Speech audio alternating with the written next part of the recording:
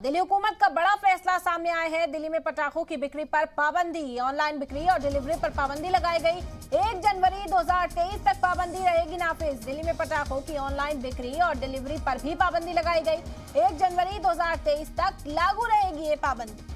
आपको बता दें कि दिल्ली को आलूदगी के खतरे से बचाने के लिए दिल्ली सरकार ने बड़ा फैसला लिया। पिछले साल की तरह इस साल भी पटाखों के प्रोडक्शन, भंडारण, बिक्री और इस्तेमाल पर पूरी तरह से पाबंदी लगाई गई है। ये बड़ा ऐलान है दिल्ली हुकूमत के जरिए।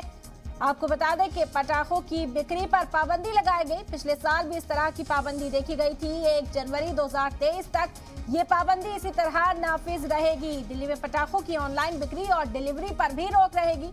आपको बता दें कि ये पाबंदी ऑनलाइन जो जराए हैं उन पर भी आग की गई है। 1 जनवरी 2023 तक लागू रहेगी। दिल्ली को आलूदगी के खतरे से बचाने के लिए दिल्ली सरकार का ये बड़ा फैसला सामने आया।